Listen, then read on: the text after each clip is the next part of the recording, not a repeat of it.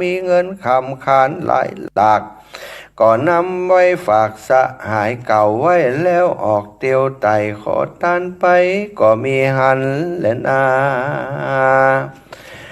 อันว่าสหายแห่งชูชะกะพรามนั้นเหล่ามีลูกเต้าเป็นสาวอายุราว15หากมีชื่อว่าอมิตตาส่วนสองขาพ่อแม่กันพรามเท่าแก่ฝากคำขา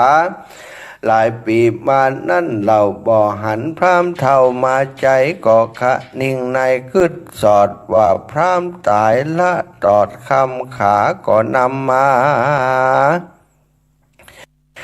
จ่ายใจขายเลี้ยงใส่อินสีเงินคำมีเสียงขอดบ่อข้างรอดอันใดก็มีหันและนาอันว่าชูชากะพรามนั้นเล่ากันไต่เต้าแอวขอตานนับเมินนานหลายลากกอกคะนิ่งถึงคำฝากสะหายไว้จริงเตียวไต่มาถามสองผัวเมียพรามนั้นเล่าเอาคำพรามเท่าขายกินไปบ่เจียงเงี่ยใดแต่ใส่จริงเอาลูกไทยมิตตาแตนคำขานั้นเล่าฮือพามเท่าเอาไปอันว่านางสายใจนอนเนาใดคนเท่าเป็นผัวก็ปัดผัวบ่ขาดบ่พระมาตั้งการบ่นอนนานขี้ข้านบ่ดื้อดานนอนวันก็มีหันและนาอันว่าชูชากะพรามพูดถอยได้สาวน้อยเป็นเมียเท่าตาเพรียถอยไร่ก็ใครได้ตาสามาช่วยอมิตตายอดซอยกะทำการใหญ่น้อยในเลือนก่อแช่เฉียนไต่เต้าขอรับท่านเจ้าสองสีคือเจ้าจารีและกันหาหนอพุทธาน้อยนาดก่อเฮอลูกหลาดเป็นต้านหมายเอาโพธิญาณโพดโลกดับทุกโศกมันไปนั่นและนาสาโกฏเทวราชาส่วนพระยาอินทราชเจ้ารู้แจ้งขาดความในก็รีบไปไว้บ่จากลับเพศนาเป็นพรามที่กลางดงล้ำป่าเศร้าว่าขอฮับตานหนังนอนเนามัดสีก็ไขว่าตีตานต่อว่าขอคืนนางนอโสภาเนื้อหนอพุทธาเจียงเจ้าก็เป็นดังเก่าเดิมอ่อนส่วนว่าเท่าผมป้อนบาปใบกันรับตานใดสองสีคือเจ้าจาลีและกันหาก็มัดสองบุญนะบุญหนาน้อยนาดเอาไม่ฟาดสันหลังสองตาปังอ่อนน้อยให้สะส้อยจอมกันพรามเท่าพันจักหลากหาคำหวยหากดงเหวลัดดงเขียวจ้าใจตีนั่นใช่มีเต็บพัดไตอยู่ดงไพรก็มาดนใจพรามเท่าฮือหลงป่าเศร้าปายาสุยังติอยู่เมืองสิพีเต้าปุรีสันใจเนี่ยลาดหันสองน้อยนัดบุญญาณอันเป็นหลานเต้าไทยก็จำได้ดีก็ถามปู่กาลีพามเท่ากันหูเก่าความในก็เอาคำใส่ก่ายใหญ่ซื่อแหลกไทยเอาหลานแล้วเต้าผู้บานยศอาจก็เฮืออำมาต่างตาตกแต่งดาน้ำเข้าสัพพะพร่ำอาหารฮือพรามเท่าพรามผานผู้เท่าว่าพรามอดกันเข้าหลายวันก็กินจุอันจุสิ่งก็กัดต้องยิ่งเหลือหลายเลยต้องแตกตายมุ่ยมั่งบาปมันสร้างเอาไว้ก็ปาตกไม่เวจีสะเวยทุกขีบ่เหือดร้อนไม่เดือดขึ้นหวานก็มีหันและนาอันว่าพระญาสันใจยศเหย่ากันได้หลานเต้าขึ้นมาก็ฮือเสนาอำมาตย์ห่างจ้างราชมงคลเพื่อไปฮับตนลูกเต้าบุญบ่สาวเวสสันดอนคืนสู่นครเทศตองค โขงเขตคลองสีผีอันกันยามดีมารอดโตนเต้ายอดสันใจก่อกาไกลบ่จ้าปานังแว่นฟ้าพุทธดีขี่จ้างสีพองแพ้ว่าออกเวียงแก้วบัดเดี๋ยวดันดงเขียวป่าไม้นับอ่านได้หลายวันจึงผ่ายผันรอดสู่ยังที่อยู่หนอมุนีอันหกกษัตริย์เจ้าปุรีปัดปลากล้อยกราดจากการบุญนำผ่านมาสู่กลางแก้วกูดงไพรต่างก็มีหอราชไทยจื่นเย้าลวดสยบเต้าหมุบมู่ท่ามกลางหมู่โยธาที่นั่นนาบนฟ้าก็มีเมฆพาสันบ่มีเมฆฟ้าสันได้ฝนเม็ดใหญ่เม็ดใสก็ตกตอดจือว่าฝนโบกคาระพัดยอดหาใหญ่ตกลงใส่หกกษัตริย์อันสลบนั่นนาก็ปิกฟื้นลุกนั่งขึ้นเจียนละจากกันตินานเต้าหอจันใจยะลาดก่อเฮืออามาตต่างตาเจิญหนอพุทธาหนุ่มนาวไปเป็นเจ้าสีพิสะเวยปุรีแตนป่อเจ้าน้อยหนอเวทสันดอนเต้าพุทธรใจยะลาดตังนางนาฏพุทธดีตั้งนางมาสียอดซอยและเจ้าอ่อนน้อยสองขาคือเจ้ากันหากาลีกันหาพี่น้องอันอยู่ห้องดงตันก็ป้ากันมวลหมู่ปิกคืนสู่เวียงใจกันว่าไปหลอดแล้วเต้าตนแก้วสันใจยะลาดก็ได้โอกาสขี่ยาฮือเสนาอำมาตย์ประจานะลาดเจ้าเมืองอยู่นันเนืองม้วนเลนบ่ว่างเว้น7 วันแล้วเต้าหอจันใจยาลาดก็เฮือเจ้าน้อยนาดเวทสันดอนตั้งนางสะหมอนยอดซอยงามชื่นจ้อยลาดจะมัดสีอภิเษกสีเป็นเต้าผาแผ่นดาวเวียงใจแต่นั้นไปนาเจ้าหนอลาเวทสันตะละราชบ่อพระหมาดต่างตานสินจังคาน58เต้ากดแขวดรักษาภาวนาคำเจ้าหมายเป็นพระพุทธเจ้าสันเดียวก็มีหันและนา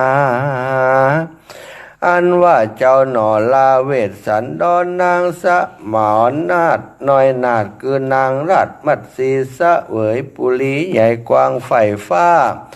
อ่างเจยบ้านหาเหิงเมื่อนานแต่เล่าหลอดแก่เท่ารวยแรงเปียที่แผงบ่ขาดกันมาระนาดจากเมืองคนก็ได้เอาตนไปเกิดในห้องฟ้าเลิศตุสิตาก็มีหันและนาสัทธาอิมังธรรมเตสนังอาหาริตัวชาตะกังสัมโมทาเนสิสัตตาอันว่าสัพปัญโยพระพุทธเจ้าตนเป็นปิ่นเก่าที่โลกาจารย์ไขนิทานจัดเก่าก็จักเข้ามาเตรียมจัดนี้ฮือแจงที่หันใสพระจิงไขโอกาสเป็นบทบาทคาถาว่าโลเพนุเปนะโตชูชกะโตอะโหสิภิกขเวดุราภิกขุทั้งหลายอันว่าชูชกะพรามวันนั้นใส่คือหากมาได้เตวตัดเถนในกาละบัดนี้และนาอันว่าพระยาสัญชัยลาดและนางน้อยนาถพุทธดีวันนั้นใส่คือหากมาได้พระญาสีสุโธธนะและนางสิริมหามายาอันเป็นป่อและแม่แห่งตถาคตในกาละบัดนี้มัตสีปิโขจยะมัทธีปิโขอันว่านางมัทธีวันนั้นใส่คือหากมาได้นางยะโสตลาในกาละบัดนี้และนาจาลีกุมาโลอันว่าเจ้าจารีนั่นใส่คือหากมาได้ราหุลเถระในกาละบัดนี้และนาเวสสันตโลโลกะนาโถสัมมาสัมพุทโธเอวังทาเรทะอันว่าพระเวสสันตละฮือตานเจ้าจ้างปอนเผือกแก้วตานลูก เมียแล้วจุ่มเจอจุ่มเจยบ้านหวังเอาโพธิญาณเผื่อโพดโลกฮือปุ้นทุกโศกมันภัยกาละนันไซคือหากมาได้กุตถาคตะโตนเป็นติจังติเปิงโลกถึงสามในกาละบัดนี้และนาโยปุกกะโลอันว่าปุกกะละหญิงใจฝูงใดเกิดมาในปีเป่าลงด้วยถาดดินได้กำเนิดไว้พระถาดเจ้าลำปางหลวงฮือได้สร้างธรรมเวสสันตละตานเป็นธรรมจาตาอุตตมะนางยอดตานแห่งตนเฮือได้สร้างโลงไฟเป็นตานก็จักเป็นมังคละอันผาเสริฐปาฮือเกิดสวัสดีจุงปากันเว้นหนีจากกรรมบาปแล้วฮือมันหาบตังบุญฮือตาหนุนจะใจมีศีลทำไว้หักษาแม่นผาธนาสุขจัดนี้และจัดนาก็จักสมดังกรรมกรรมผาธนาจุอย่างจุประการบ่อยาจะแลนิทิตังขีญาสังวันนาพิเศษจากห้องเหตุมหาเวสสันตละร้อมก่อนแล้วเต่านี้ก่อนแลศรัทธาญาติโยมเวสสันตละนะก็เป็นธรรมชะตาปีเกิดผู้เกิดปีเป้าฉลูงัวนะจบลงไปเนอะเอาศรัทธาญาติโยมที่เป็นเจ้าภาพการเทศน์การธรรมทุกท่านทุกคนถ้าจะเตรียมไว้แล้วยอยื่นยกยอกับพระพุทธรูปที่อยู่ในบ้านในจองหรือว่าโยกขึ้นหันหน้าไปทางวัดว่าอารามเนอะจักปั่นปอนเฮือท่านเจ้าทั้งหลายเป็นเจ้าภาพการเทศน์การธรรมเจ้าวันนี้อุทิศไปเฮือภายก่อนลำเปิงเก้อเถิงเปิ้นแล้วก็กล่าวคำอุทิศไปในใจเนอะสาธุสาธุชัยสิทธิดิลีอาจารย์ในวันนี้ก็เป็นวันดีสลีสุปมังคละอันผาเสริฐล้ำเลิศยิ่งกว่าวันเล่ยอมทั้งหลายขึ้น12 ค่ำพร่ำว่าเป็นวันจันทร์ดียิ่งแล้วตรงกับวัน11 เดือนค่ำดียิ่งแล้วตรงกับวันจันทร์ใสผ่องแผ้วเดือนสิงหาศักราชพระพุทธาได้2566พระวษาบัดนี้หมายมีมูลศรัทธาท่านเจ้าทั้งหลายได้มาเป็นเจ้าภาพการเทศน์พระธรรมเทศนาพื้นเมืองเหนือเรื่องเวสสันตละของจัดผู้มีจัตตาปีเกิดปีฉลูว่าบัดนี้ตนตัวแห่งผู้ข้าได้ฉลองศรัทธาสาธุชนได้นำพระธรรมเทศนาเวสสันตละมาเทศน์ให้ศรัทธาญาติโยมท่านเจ้าทั้งหลายได้สดับตาฟังในเจ้าวันนี้ก็ขอให้บุญญาราศีของศรัทธาญาติโยม ได้ ทุกท่านทุกคนที่ได้เป็นเจ้าภาพในวันนี้ให้ท่านเจ้าทั้งหลายได้อยู่ดีมีสุขพยาธิอาพาธก็ดีข้อเกณฑ์เว้นภัยก็ดีความกังวลอันตรายในจิตในใจแห่งมูลศรัทธาท่านเจ้าทั้งหลายเฮือใดหอมเฮือใดหายเฮือใดมะลายหายไปเฮือใดกลิ้งกาดออกจากตนจากตัวแห่งท่านเจ้าทั้งหลายและลูกหลานญาติกาวงวานแห่งท่านเหมือนน้ำที่กลิ้งกาดลงจากใบบัวใบบอนแม้นว่าเจ้ามูลศรัทธาญาติโยมทั้งหลายปรารถนาจักอุทิศผลบุญทานอันนี้เล่าไปเฮอกับหมู่ญาติกาทั้งหลายเทวบุตรเทวเจ้ากรรมนายเวรเทวบุตรเทวดาพญาอินทร์พญาพรหมพญายมมาราชตลอดถึงหมู่ญาติทั้งหลายอันมีปิตามารดา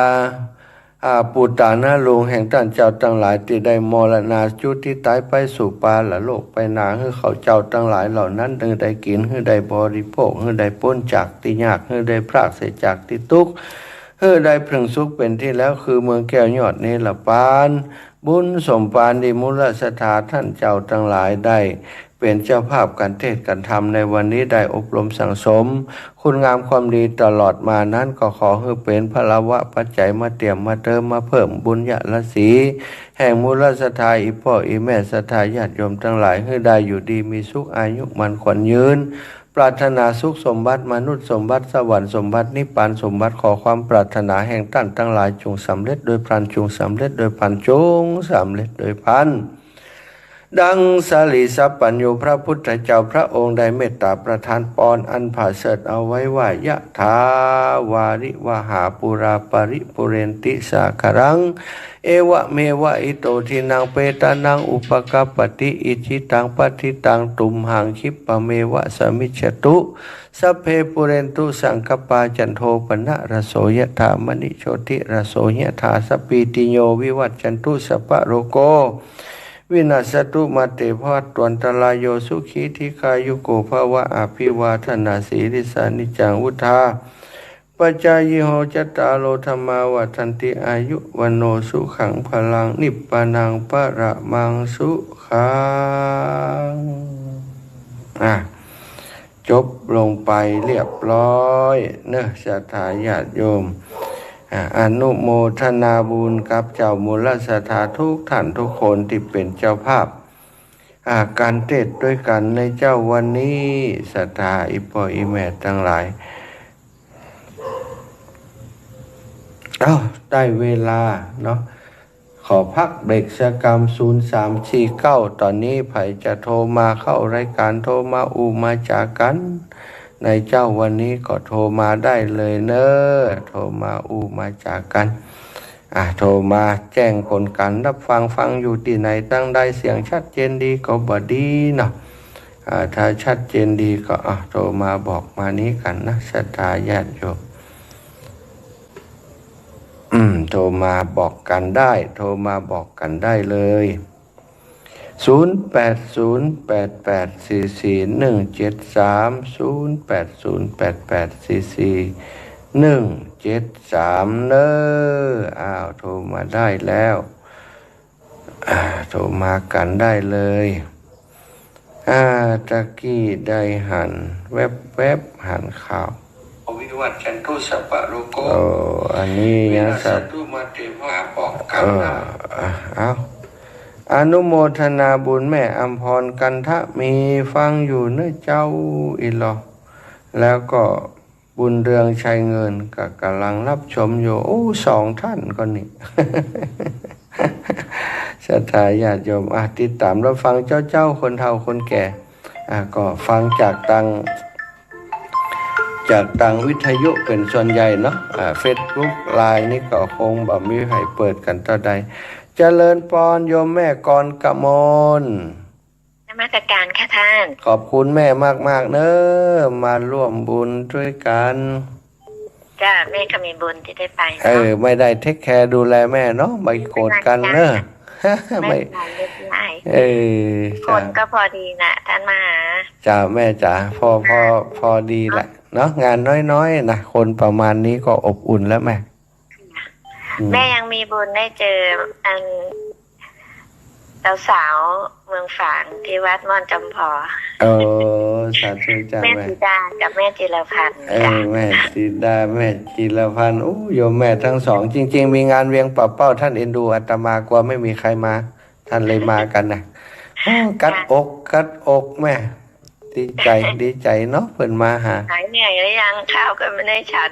ไม่ได้ฉันวิ่งไปวิ่งมาโจโลไปโจโลมาแม่กลับจนทำอะไรเสร็จแล้วที่ตอนท่านมาบอกว่านับสตังค์ไม่ก็เลยกลับกันนะจ๊ะดีแล้วล่ะแม่มีบุญถ้ากฐินแม่มีบุญอีกแม่คงได้ไปเนาะจ้ะแม่ตอนนี้กฐินก็คงจะเป็นลักษณะสามัคคีมีโยมแม่ที่วัดประตูต้นพึ่งท่านจะเป็นเจ้าภาพแต่ว่าท่านก็ท่านไม่ได้ระบุว่าจะต้องทำคนเดียวเนาะโยมแม่ก็บอกว่าอยากให้เป็นสามัคคีจะได้เงินมาช่วยท่านอาจารย์พัฒนาตรงหอประชุมด้านบนนะแม่อาจารย์เจ้าวาดเดี๋ยวก็จะให้เขามาหาท่านอาจารย์อีกทีแล้วก็ถ้ายังไงก็จะแจ้งไปทางครูบาอาจารย์เนาะท่านพระครูที่วัดได้รับทราบด้วยไหมค่ะเสียดายไม่ได้เจอท่านมหานพดลเนาะอาจารย์เหนื่อยมากกว่าจะกลับมาถึงตอนเย็นตอนประมาณสัก 4-5 โมงแล้วมาก็โทรมาถามมันจะมาว่าได้เท่าไหร่ยังไงก็บอกให้ท่านแล้วก็แจ้งว่าครูบาอาจารย์ใครมาบ้างก็บอกอาจารย์พักเถอะไม่ต้องห่วงตรงนี้ผมเคลียร์เองจัดการเองท่านก็พักเหนื่อยเดินทางไป มีมีโยมที่ไปด้วยกันนั่นเขาถามบอกว่าเขาถามมาหาแหละป้าป่าได้เท่าไหร่อ๋อเดี๋ยวท่านไลน์ใน104237เนี่ยไว้จดได้ไหม104237ความจริงได้ลงไปใน Facebook แล้วไหมไม่เป็นไรหรอกจ้ะอันเขาอยากรู้เฉยๆแม่รู้แค่นี้แม่ก็ดีใจ104237นะแม่นะจ้ะค่ะสาธุค่ะแม่ขอบคุณแม่มากเลยจ้ะท่านมีอันกำลังเยอะๆเนาะเพื่อพัฒนาตรงนั้นเนาะสาธุแม่จ้าแม่ก็เป็นกำลังใจให้เนาะสาธุคุณแม่ก็คงได้ไปอีกจ้ะมาอีกแน่นอนจ้ะสาธุค่ะเจริญปอนโยมแม่คำนวณอีแม่ภาษาเจ้าเจริญปอนสบายดีตื่นเจ้ามาเจ้าสบายดีลูกมาได้ทั้งคำว่านั่นมาด้วยป้าหมอเนาะเจ้านะมาได้ดูแลกันดีหันหน้ากันแวบกำเดียวถ่ายรูปด้วยกันเฮียนะกะเนาะคนนักเนาะคนนักกะว่าอันคนสักร้อยอากายเอาโต๊ะเอาเก้าอี้มานักจะได้โอ้เปิดคนมาอินดูเปิดได้มวนคนที่เป็นขนมาลุ้นเนี่ยต้องช่วยกันลุ่มล่ำแต่ว่าวันซื้อแม่อันหอมบุญไปแล้วเจ้าอีแม่ได้ละก็เป็นจำนวน10237104237เจ้าแม่สาธุนี่นะเจ้าสาธุแม่ขอบคุณแม่เจ้ากราบสาธุบุญรักษาโยมแม่คำนวณบ้านดินดำตำบลแจ้ซ้อนอำเภอเมืองปานเจริญปอนคนงามสันกำแพงน้อยไปการเช้าเสียงไผ่ฮะจำได้นี่ขาไผ่มันได้แฟนรายการจำได้หมดแต่เสียงยายพรเนี่ยใครจะจำมาได้เนี่ยเสียงสิริพรอัมไพพงศ์เนี่ยตอนย่างต้องถ่ายทอดโอ้เพิ่นถ่ายทอดน่ะท่านอาจารย์พระครูสมุวิสุวัตวรกิจโจนี่ง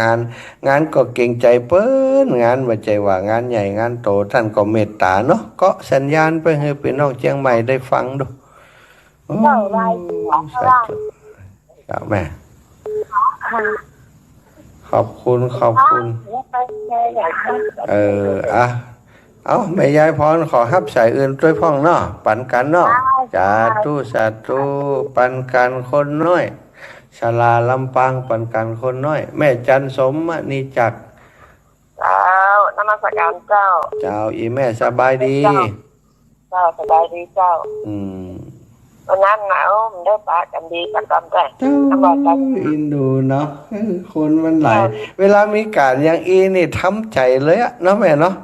ก็บ้านจวนสถาเปิ่นมาแล้วก็ได้ตักเปิ่นข่อยเนี่ยบางของเปิ่นอยู่นั่งอยู่กลางเต้นเพิ่นน่ะแล้วก็เดินมันจะหันหน้ากันเนาะแม่เนาะบัดได้ตักได้แวบๆโอ้ยตันเลยได้สายสักกรรมตรงนั้นนะเจ้าเฮาเนี่ยกะสุมาอีแม่เขาเป็นเจ้าภาพได้ดูแลแขกดีเนี่ยสุมาอภัยนะเจ้าหลายฟังอยู่นะเจ้าคือกำลังใจนะเจ้าสาธุขอบคุณโยมแม่จันสมอีแม่เจริญปอนแม่อุ้ยอินแม่สับเมืองเจ้าแม่อารมณ์ดีเจ้าแม่ก็อารมณ์ดีเจ้ารอจะถึงวันจันทร์โอ้โหสาธุอาจจะมีคาถาคิดถึงเนาะนะมีกะสักบทพุทโธมัดธัมโมมัดสังโฆมัดนะคะมัดใจเอาไว้ตีไม้นี่ส่งไปให้อีเมลแล้วจะว่าได้ค่ะตัวจริงเนาะเจ้าถึงได้หันกันจะไปหาครับได้ออกภาษาเนี่ยมาหาจะไปหากำลังสาธุบุญรักษาเนอะสาธุบุญรักษาอันนี้จะได้ไปด่าคนเสียจะตายคือตุเจ้าวัดเนี่ยดีแล้วเนอะอนุโมทนาบุญด้วยแม่เจ้าโยมแม่บัวผัดกุหลาบต้นซ่านฝางภาษาธรรมะท่านอาจารย์เทศวันนั้นม่วนขนาดได้ฟังด้วยกันอยู่เนาะฟังอยู่บ้านพุ่นล่ะ อยู่บ้านพ่อหันหมดแต่หันมา หันมาหาโจโลไปโจโลมาก็หายเป็นไร เขาบอกผมว่าได้กี่ข้าวมันได้จันข้าวผมนี่ บัดตันมึงก็มาเปิ่นถ่ายรูปแบบบัดได้เก๊กรอเสียกรรมโอ้อายเปิ่นตา อยู่บ้านก็ได้หันที่หันนั้นท่านเตือนมันได้ทำเรื่องนั้นอย่างเนื้ออะไรโอ้เขาประทับใจกันขนาดเน้อไก่จนเมืองฝางนี่ดิดเน็ตดูอันนี้ตัวอันนั้นใช่เนาะว่าปัญญาของพ่อมันเขาให้หมอนได้ม่วนขนาดโอ้อาจารย์เต็ดดีขนาดวันนั้นนะจ้าว่าเจ้าสาธุแม่สาธุบุญรักษาเจ้าเจริญปอนโยมแม่นวลเทพเสด็จหมดพอดีหมดนะ03.58เนอะเอาละศรัทธาญาติโยมแม่อุไรธรรมมาแฮมเจริญปอนแม่จันศรีแจงหัวลินสุขาไปสัจจาสโลกเล็กตั้งแต่3:10นั่นเนอะอันนี้อยู่ในมุ้งอยู่ย่อนอยู่ในมุ้งมุ้งอยู่ในมุ้งอยู่เสียงอูอีแต่ฟังแล้วเนาะแม่เนาะนอนฟังไปเนาะดีแล้วสาธุขอบคุณดีแม่เนอะบุญรักษาแม่จันศรีสุขาวันนี้ก็จะไปศพเจ้าไทยประการเจ้าไปอนุโมทนาบุญกับแม่เนอะไว้สาเจ้าอยู่ในมีสุขเลยจ้าแม่แม่สุดแก้วศรีลาพรศรีเตี้ยเจริญปอนโยมแม่กลับไปศาลนะท่านพระมหาวันนี้ก็มีบุญทำวันนะเด้อตื่นขึ้นมาก็ได้ไหว้พระฟังธรรมกับท่านพระมหาเด้อสาธุแม่สุเกียศิลาพรสิเตี้ยมันหงละปูนนะเจ้ามาได้ปล่อยได้หน่อยโดยเพื่อนก็ขออนุโมทนาบุญโดยเด้ออันกะได้แล้วได้บุญแล้วจิตใจเป็นบุญเจ้าท่านพระมหาเจ้าสาธุเจ้าธรรมะธรรมโมเนี่ยเป็นที่จ้างที่เพิ่งนะเจ้าเด้อดีแล้วเนาะดีแล้วเนอะอนุโมทสาธุเจ้าสาธุศรัทธาญาติโยมเนอะส่วนท่านอื่นๆที่ตกค้างอยู่เอาไว้เจอกันชั่วโมงหลังเนาะตี4ถึงตี5ปะกันแฮมอยู่นะใจเย็นตอนนี้ก็ฟังเพลงม่วนแฮมสักเพลงเนอะเพลงประจำตัวเพลงประจำรายการของเฮาเพลงนี้เป็นเพลงดังนะศรัทธาญาติโยมเล่าให้ฟังตะวาน้อยมีคุณโยมท่านหนึ่งบอกว่าผมป่วยบอกก่อนเดินไปไหนมาไหนมันได้อาจารย์เขาบอกว่ามีตู้เจ้าบ้านเฮาเนี่ยเปิดจัดรายการบะค่ำบะแรงที่ลำปางเฮานี่ฟังกะม่วนหน้าอีวะแกก็มาฟังเขาถามว่าม่วนก็อันบอกม่วนขนาดอาจารย์ธรรมะม่วนก็อย่างม่วนเพลงวะ ผมชอบฟังเพลงที่ท่านอาจารย์เอาเข้ารายการแต่เพลงนั้นเนี่ยทำให้ผมมีชีวิตชีวาผมสุขภาพผมดีขึ้นย้อนเพลงเลยอาจารย์นี่หรอเพลงเหมือนยังก็เพลงดอกบัวนะกะศรัทธาเปิ่นว่าเปิ่นเดินได้นอนเพลงนี้แปลกเหมือนกันนะเนาะอาจจะเป็นเปิ่นฟังแล้วเปิ่นมีความสุขแล้วมันเป็นกำลังใจทำให้เลือดลมเปิ่นเดินดีนะบัดเดียวเดินไม่ไหนได้สบายบอกก่อนใจไม่เต้าใจสีขานะศรัทธานะดอกบัวบูชาเด้อใครมีชีวิตแบบดอกบัวบูชาก็เนี่ยเพลงประจำตัวของทุกท่านก็แล้วกันเด้อ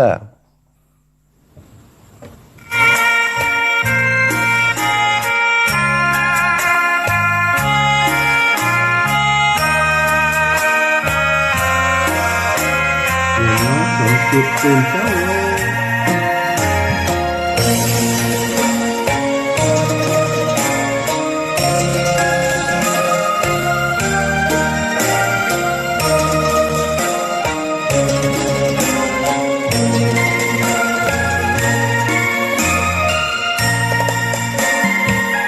ดอกบัวดอกหนึ่งพึงใจไว้เพื่อบูชา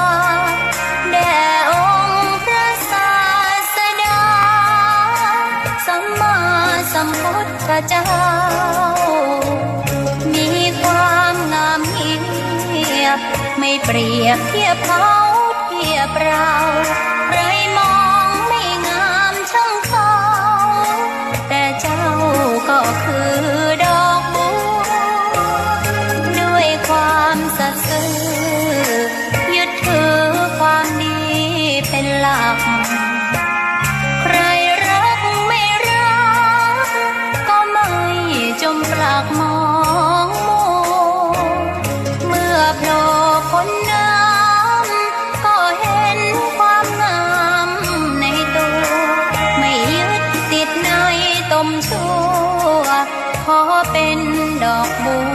วดอกเดียวใคร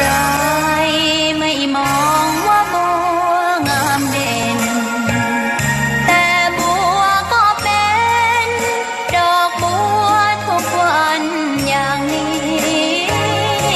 ไม่อยากเด่นดังแต่มุ่งหวังในทางเด่นดีเกิดมาเพื่อสร้างบารมีถวายชีพนี้บูชาดอกบัวดอกน้อยเฝ้าคอยคนที่ใจบุญมาโอบเอื้อเกื้อกูลรู้ค่าของบุญเก็บบัวขึ้นมาเพื่อสร้างความดีและเสริมบารมีดังว่าใช้ดอกบัวนี้บูชาพระสัมมาสัมพุทธองค์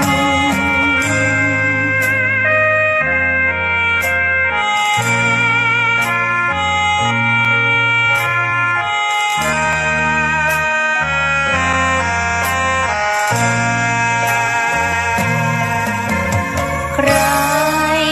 ไม่มองว่าบัวงามเด่นแต่บัวก็เป็นดอกบัวทุกวันอย่างนี้ไม่อยากเด่นดังแต่มุ่งหวังในทางเด่นดีเกิดมาเพื่อสร้างบารมีถวายชีพนี้บูชาดอกบัวดอกน้อยเฝ้าคอยคนที่ใจบุญมาโอบเอื้อเกื้อกูลรู้ค่าของบุญเก็บบัวขึ้นมาเพื่อสร้างความดีและเสริมบารมีดังว่าใช้ดอกบัวนี้บูชาพระสัมมาสัมพุทธองค์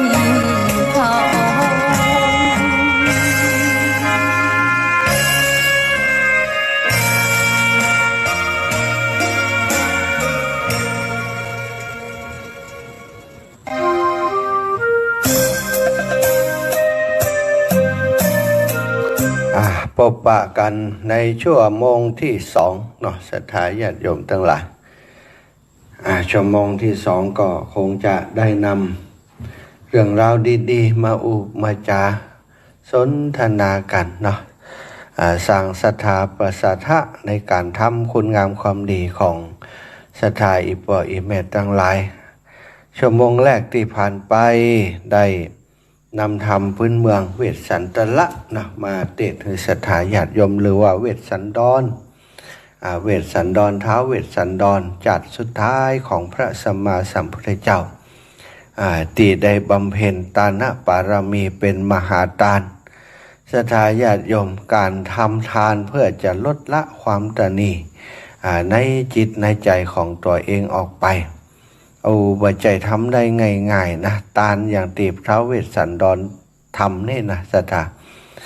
เป็นเจ้าเมืองเป็นพระราชามหากษัตริย์แล้วก็มีจ้างเผือกกู่บารมีของเปิ้นจ้างเผือกแก้วเกิดขึ้นจ้างเผือกเกิดขึ้นกับพระราชาที่มีปุญญาธิการดีจ้างเผือก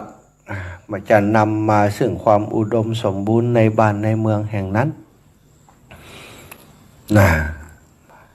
บ้านใดเมืองใดมีช้างเผือกเกิดขึ้นนี่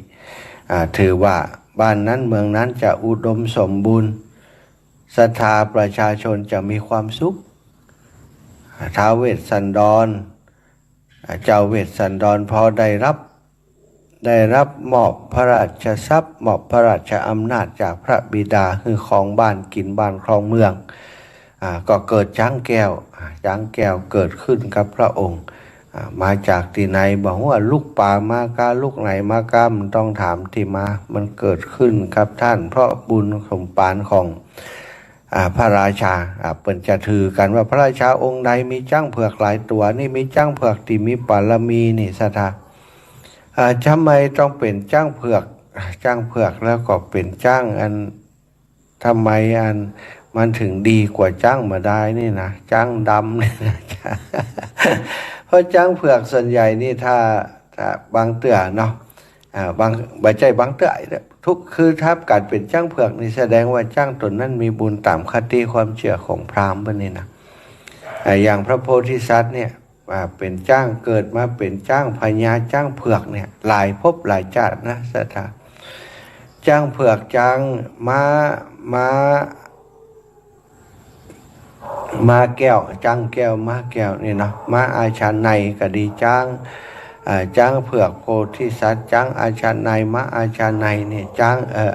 จ้างเผือกแก้วเนี่ยถ้าเกิดที่ไหนนี่นะจ้างเผือกโพธิญาณโพธิสัตว์ทำให้เปิ้นมีอำนาจตัวของเปิ้นมีอำนาจอยู่แล้ว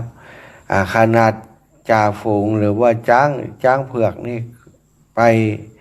ปถ่ายไว้ที่ไหนเนี่ยจ้างทั้งหลายเพราะสาบแค่มูลแค่กลิ่นมูลของจ้างเผือกนี่ก็จะวิ่งหนีแล้วศรัทธาญาติโยมนะเปิ้นเลยถือว่าโอ้ถ้าพระราชาองค์ไหนมีจ้างเผือกอยู่นี่ราชาต่างเมืองบ่ต้องไปฮบทับจับเสือกหรอกก้านอย่างเดียวศรัทธาพญาจ้างเผือกนั้นก็จะเป็นเหมือนกับว่ายิ่งกว่าทหารเป็นพันนายด้วยซ้ำไปอย่างเนี้ยในเรื่องเวสสันดรนี่ก็มีจ้างเผือกเกิดขึ้นกู้บารมีพอเปิ้นได้เป็นพระเจ้าครองเมืองพระเจ้าอยู่หัวครองบ้านครองเมืองสิพีเนาะก็มีจ้างเผือกเกิดขึ้นทีนี้แห่งเมืองหนึ่งก็เกิดทุพพิกภัยเข้าอยากหมากแพงฝนแล้งเกิดความทุกข์ยากคนในเมืองนั้นก็ว่าถ้าได้จ้างเผือกของท้าวเวสสันดรนี่มาอยู่เมืองเฮานี่เมืองเฮาก็จะเจริญรุ่งเรืองหันว่าท้าวเวสสันดรนี่เปิ้นปั่มเปงบารมีเปิ้นฮือตานทุกสิ่งทุกอย่างไปขอยังก็ได้หมดเจ้าเมืองก็ปากันไปขอซะนะเมื่อไปขอก็สมดังกรรมปรารถนาขอแล้วพระท้าวเวสสันดรก็ฮือขนาดจ้างเผือกที่เป็นจ้างกูบ้านกูเมืองก็เอาฮือแก่คนที่มาขอเจ้าบ้านเจ้าเมืองก็เดือดเนื้อร้อนใจว่าท้าวเวสสันดรนี่บัดได้เลี่ยงแล้ว จ้างนี่เป็นจ้างบ้านเฮาเมืองเฮาแท้ๆเอาไปฮือกับเปิ้นได้อย่างใดก็ไปฟ้องเจ้าสนใจเนาะสนใจเป็นพระบิดาของพระเวสสันดรเนี่ยก็ไปฟ้องเจ้าสนใจก็ห้องไปสอบสวนแต่กาลูกเจ้าเวสสันดรก็แต่กาเสด็จพ่อเจ้านี้เอาจ้างเผือกกูบ้านกูเมืองไปฮื้อเปิ้นได้อย่างใดท้าวเวสสันดรก็ถามกลับไปว่าเสด็จพ่อจ้างเผือกตัวนี้มันเป็นจ้างไผก็จ้างตัวนะกะก็จ้างผมมันเกิดเพราะบุญญาบารมีผมลูกแล้วผมมีสิทธิ์ฮื้อคนอื่นก็มีสิทธิ์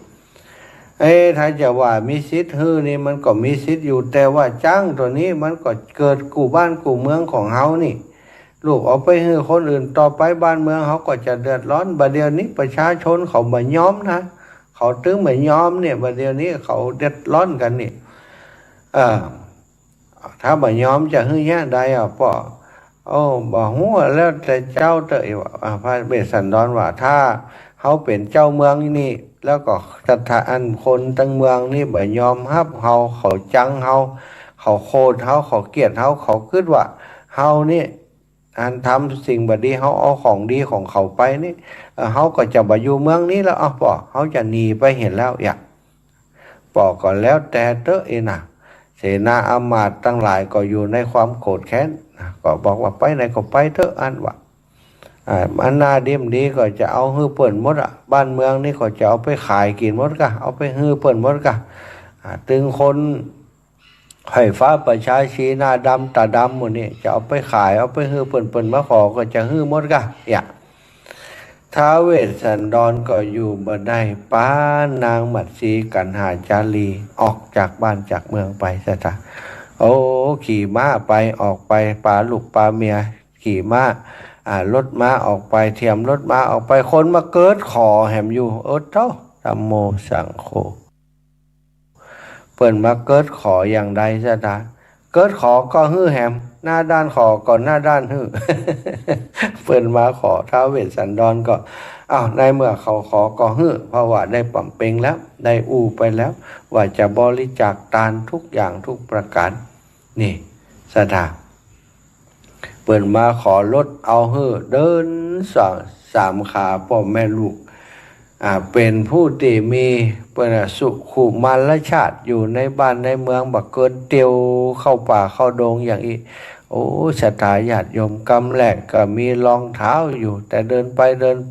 รองเท้ามันกับพุทธก็ซึกเข้าป่าเลิกซึกใหญ่ไปหนามไอยังนะหนทางมันทุรกันดารนะโอ้หลุกลังก็ดีไอยังก็ดีเนี่ยบ่หินบ่แห่คมนี่บาดเกียกบาดเกือบที่เปิ่นใส่กันนะ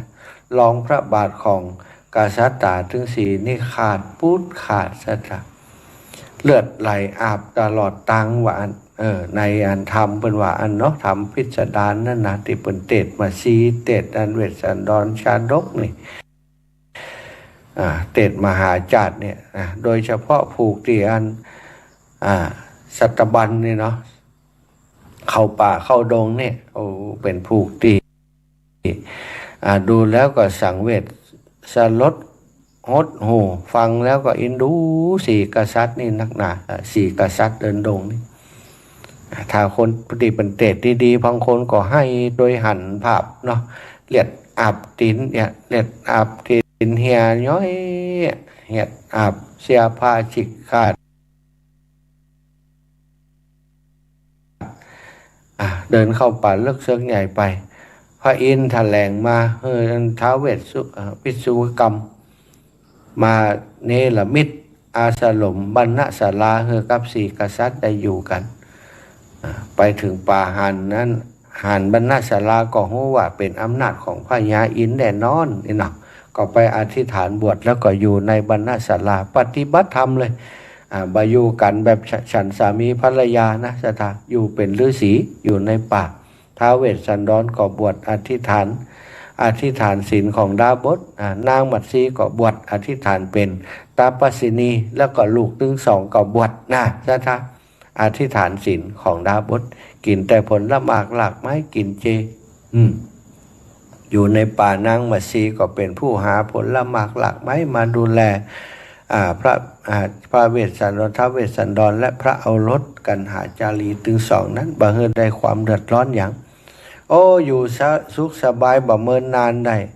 ไอ้ผู้ชูชกขี้ปุ่มหลวงพามนั้นได้เมียสาวบ่อยากให้เมียสาวลำบากบ่ให้เมียสาวลำบากก็ได้มาคิดว่าจะไปเอาละอ่อนที่ไหนมาอยู่กับเมียก็คิดได้ว่าท้าวเวสสันดรนี้เปิ้นขออย่างกะฮื้อมดบัดเดียวเขาจะไปขอลูกมันนี่วะก็ไปขอลูกจากท้าวเวสสันดรก็ได้มาชะตามัดจุงมัดหลักมานะการกุมารนี้ก็เป็นการมัดซีการกุมารนี้เป็นก็ให้กันเหมือนกันนะชะตาวันนาก็กอยฟังเด้อเวสสันดรชาดกนะปีนี้มจรตั้งธรรมหลวงจะถ่ายทอดสดให้สถายได้ฟังจะหาตนดีเด่นมาเทศเอาศรัทธาให้น้ำตาย้อยน้ำตาปังเสียกรรมหรอก ปีนี้เด้อนะก็เป็นเรื่องของเวสสันดรนะที่เอามาเทศเป็นชะตาปีเกิดปีนี้ชะตาปั่มเป้งอย่างตามนาปารามี แต่สุดท้ายนะก็จบแบบแฮปปี้เอนดิ้งเหมือนกันเนาะเมื่อบริจาคไปหมดกุยางแล้วโอ้ปู่พามเท่าเตียวไปหลงตังไปเมืองสีพีเหรอวะอ๋อเจ้าสันใจว่าหลานตัวเก่านี่โดนอันปู่ชูชกเนี่ยไปขอจากลูกของตัวเก่ามาโอ้ก็เอ็นดูคุณนาลูกหลานได้เอาคำขาบาดใต้มาไถ่ถอนไทยหลานถึงสองมาแล้วก็เลี้ยงดูปู่ชูโชคกินนักล้ำต้องแตกตายอ่องไปเลยโอ้สตังคำขาที่เปิ่นไทยตัวมาก็ไม่ได้เอาไปตกเป็นของเจ้าสันใจหลังจากนั้นก็ได้สติเจ้าสันใจก็อันหลานน้อยถึงสองก็อ้อนวอนขอว่าโอ้เสด็จปู่ทุกวันนี้พ่อผมแม่ผมลำบากอยู่ในป่าในดงพ้นเสด็จปู่นี่ใจดำนักหนาเพื่อผมมาอยู่น้ำเพื่อผมจะกลับไปอยู่กับพ่อกับแม่ถ้าจะอยู่ในเมืองเสด็จปู่ต้องไปเอาเสด็จพ่อเสด็จแม่มาเสด็จปู่ก็ให้สถาคตในว่าตัวเองนี่ทำความลำบากเงินลูกเงินเต่าป้าเสนาอำมาตย์ไปขอพระเจ้าเวสสันดรนางมัตสีปิกปอกขึ้นมาในเมืองตอนที่ไปขอกันนะผลฟ้าแจ้งจังปังแต่ว่าไม่เข้าเมฆไม่เข้าผลเลยเท้าเจ้าทั้งสี่ตนปะกันสลบไปโดยอำนาจของความเปิดห้องว่าความทุกข์ระทมที่ข่มขืนที่อยู่ในจิตในใจนะปะใช่กันโผล่เข้าไปหากันคอยความปิติยินดีเกิดสลบสลายไปถึง3 ตนความระทดระทมเศร้าโศกตอมตมจิตใจเกิดขึ้นระหว่างห่างเหินกันเมื่อนนานเนาะสลบลงไปสลบถึง4 ตนผลพวกคารณีตกลงมาซะตาผลพวกคารณีตกลงมาผลติบอิตนะตกลงมาถูกพระวรากายผลพวกคารณีนี่ไผ่ใครฮื้อเปี้ยก็เปี้ยนะไผ่ใครฮื้อเปี้ยก็ตกใส่มันได้แล้วมันเปี้ยนะซะตา ตกใส่กษัตริย์ทั้ง4ฟื้นขึ้นมาโอ้ก็มานั่งนั่งจ่าขอโทษขอโพยกันลูกก็ขอโทษพ่อกับแม่กอดหันกอดกันซื้อกันจมกันพ่อแม่ลูกเนาะตึงลูกตึงหลานเท้าสันชัยพอลูกยินยอมกลับเมืองก็ดีใจมอบรัชสมบัติให้กลับไปก็แต่งตั้งให้เป็นเจ้าเมืองป่อเท่าแก่แล้วท้าวเวสสันดรนางมัตสีกับปกครองเมืองให้หลวงเรืองจนสิ้นอายุไขก็ให้กันหาจารี2-4พี่น้องได้ปกครองต่อตัวเองก็ไปอยู่บนสวรรค์ชั้นตุสิตาพุทธสัทธาอันนี้สถายปล่อยแม่ธรรมเทศนาพื้นเมืองเวสสันตละนะชะตาผู้เกิดปีเป่าจบลงไปตะกี้จัดสุดท้ายที่ป่ำเปงปารมีก็คือปารมีที่ทำได้ยากคือทานนะสถายาโยมทานนะปารมีไปคิดว่าทำได้ง่ายๆเนอะการฮือทานด้วยความบริสุทธิ์ใจด้วยความเต็มใจนี้ เป็นเรื่องที่มาใจได้ทำได้ง่ายๆทานะปารมีก้อนบาอ่านบาใจปารมีสุดท้ายของคนที่จะมาเป็นพระพุทธเจ้าพระพุทธองค์เป็นพระโพธิสัตว์เมื่อเป็นพระโพธิสัตว์อยู่นี่ได้ฮือทานมาเกือบทุกภพทุกชาตินะชะตาทุกชาติแต่ว่าในทานะปารมีโดยเฉพาะเวสสันตละเนี่ยเวสสันดรเนี่ยเปิ่นเอาเปิ่นเป็นกรณีพิเศษในชาตินี้เนี่ยติดเด่นที่สุดคือป่อมเปงเรื่องทานนะปารมีทานกูสิ่งกูยังทานแผ่วเมียปุญญาดุชะตาสมมาเตอใช้คำอาจจะเป็นคำบ้านเฮาไปหน่อยนะพระมเหสี พระมเหสีนี่ก็ยังฮื้อเป็นตาลเนี่ยอย่างหมู่เฮานี่ไผจะฮื้อกันได้พองนี้เมียก็งามเหียอยากไผบอกว่าพระอินทร์แถลงมาขออันนางมัตสีเป็นตาลนี่ก็ยังฮื้อเปิ้นนางมัตสีนี่เสียใจเนี่ยสตาโอ้เสด็จพี่นี่ ย่ำยีจิตใจเฮาแต่ว่าทำลายจิตใจเฮาแต่ว่าลูกเอาลูกฮื้อเข้าไปย่ำปอนี่เอาภรรยาเมียฮักเมียแปลงนี่ฮื้อกับเขาแหมโอ้ใจร้ายใจดำให้ศรัทธาญาติโยมบอกเข้าใจว่าทำไมต้องทำถึงขนาดนี้การฮื้อทานนักขนาดนี้ก็ต้องทำถึงขนาดนี้กะขนาดนี้เลยนะศรัทธาการที่จะเป็นพระพุทธเจ้าพระองค์หนึ่งเพื่อจะนำสัตว์โลกทั้งหลายข้ามจากวัฏสงสารความทุกข์ความโศกเนี่ยต้องเสียสละตนเองถึงขนาดนี้ปอมเป่งถึงขนาดว่าตานลูกตานเมียเนี่ยแต่ว่ามันยังน้อยไปกะตานชีวิตนี่กะชีวิตเป็นตานนี่กะสัตตาพระโพธิสัตว์พระพุทธเจ้าของเฮาสมัยเป็นโพธิสัตว์ก็เคยทำมาแล้วเนาะสัตตาไม่ใช่ว่าทำครั้งเดียวนะหลายครั้งนะกรีดเลือดกรีดเนื้อคือคนที่เปิ้นเตียวตางบ่มีน้ำดื่มบ่มีกินให้จะตายอยู่หั่นกรีดเลือดตัวเองคือเขาดื่มคือเปิ้นมีชีวิตรอดแต่ตัวเองบ่รอดนี่ตอนที่เป็นดาบสนะมีลูกศิษย์เป็น500 คนนะเตียวไตเตียวตางไปเนื่องจากว่าในป่าที่อยู่เนี่ยบ่มีที่ต้นผลหมากหลากไม้ในช่วงนั้นหายากแล้วก็ป้าลูกศิษย์ออกเดินไปหาที่อยู่แห่งใหม่เพื่อจะให้ผลหมากหักไม้มันหาง่ายระหว่างเดินทางไปปะใส่เสือออกลูกตีในถ้ำลุ่มเหวตีเดินอยู่กับปากเหวเนาะปากเหวเดินอยู่ทางบนเพื่อนพอไปอันนั้นเสือออกลูกรู้นะก็หันเสือตัวนั้นงนงันก็คือได้จับสังเกตเสือพฤติกรรมเสือเนี่ยเสือตัวนี้มันหิวรู้นี่มันออกลูกมาแล้วไปหากินที่ไหนไม่ได้ดูท่าทางแล้วมันกำลังจะกินลูกมันเนี่ยถ้าปล่อยทิ้งไว้มันจะกลับมันก็ซะไว้มันจะดูแล้วมันไม่ใจกราบหนีนี่มันจะกราบกินนี่มันจะกินเพราะมันหิวเต็มแก่สัญชาตญาณของสัตว์เนี่ยถ้ามันหิวนี่มันหน้ามืดตาลายมันจะกินหมดละลูกกระจังถ้าอย่างก็จังถ้าแต่บางครั้งมันก็มีสติขึ้นมามันก็สวะลูกเหี่ยบักกินบักกล้ากินพระโพธิสัตว์ที่เป็นดาบสอาจารย์ผู้ดาบสผู้อาจารย์นั้นก็บอกลูกศิษย์บอกว่าเธอไปเสาะเนื้อเสาะอย่างมาแล้วติมันตายเนอะเอามาจ่งให้เสือตัวนี้พอถ่ามันแล้วถ้าบ่มีอาหารกินมันจะกินลูกมันหมู่ลูกศิษย์ก็ไปจ่วยกันเสาะสัตว์ติดตายเนี่ยศรัทธาญาติโยมวันนั้นอย่างมาเสาะหายากแต่ว่าตึ้มมีนะตึ้มปะสักตัวสักตีให้พออาการท่านฤาษีดาบสผู้อาจารย์อยู่ตั้งบนท่านพอก็ดูแล้วเสือตัวนี้มันหิวเต็มที่แล้วจะกินลูกวันนั้นแล้วรอลูกศิษย์ก็มาสักเตียอย่างใดทนบัดได้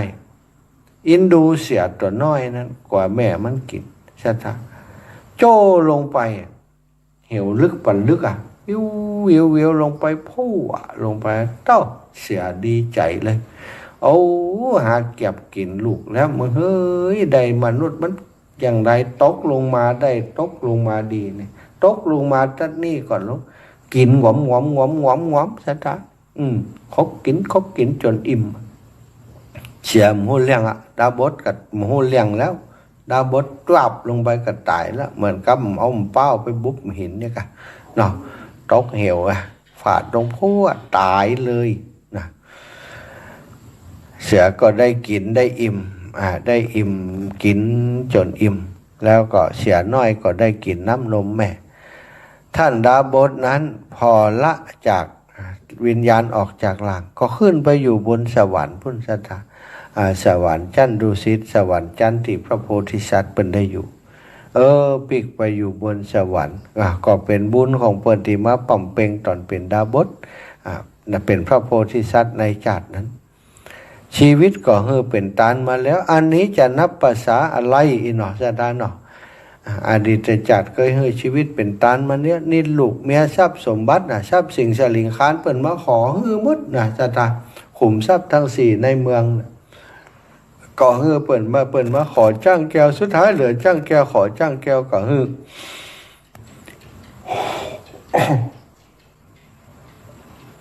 ขอมาแก้วเทียมหลัดชะลดก่อฮื้อ